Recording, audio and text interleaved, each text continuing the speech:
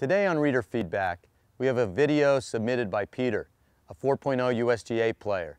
Peter asks, how can I get more consistency on my backhand return? So let's take a look at his video and see what we can do to help him out.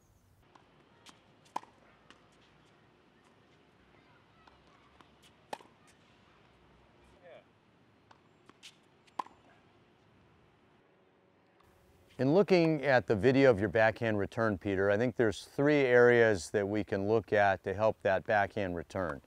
The first is your split step. The second is going to be your court positioning.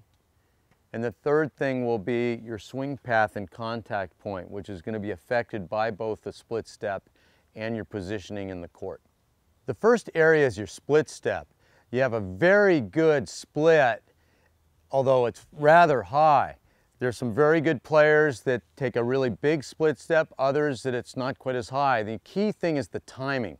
And it almost looks like you get up so high and you start so early that you've come down before you can then make a move to the ball. The important thing on a good split, whether it's on a return of serve, which you have the least amount of time, or even during a rally, is that I am making my split as my opponent is about to make contact with the ball. So I'm actually in the air during contact. So as I come down, I'm already moving, seeing the ball. So my balance is affected by moving. You can see where you've come up, you've come down, and then you have to move. So that split-second timing can be crucial when you're playing some better servers, which you do see in the 4.0 level. The second thing is position. I like, you've got a very nice, simple unit turn.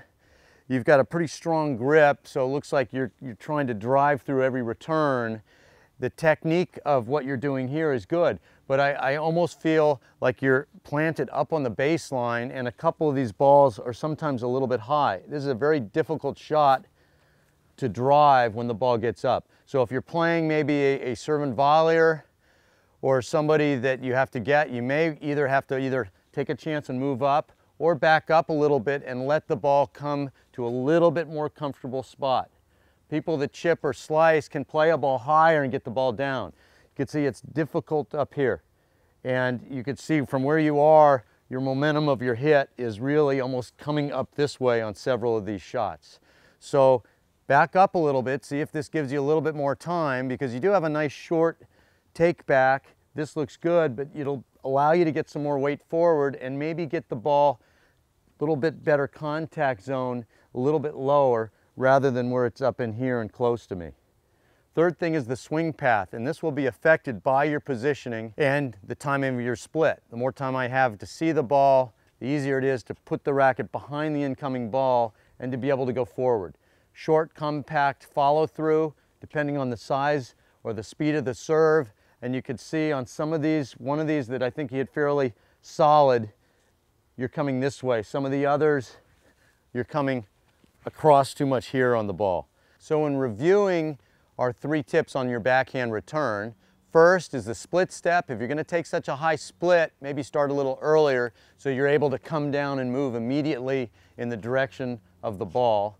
The second thing is adjust your position on the court. You don't need to be stuck to one spot in the baseline and let the ball play you, especially when you're trying to drive through or hit topspin on your return. And the third thing is, when getting behind the ball properly and getting some weight against the ball, keep the swing path through your target.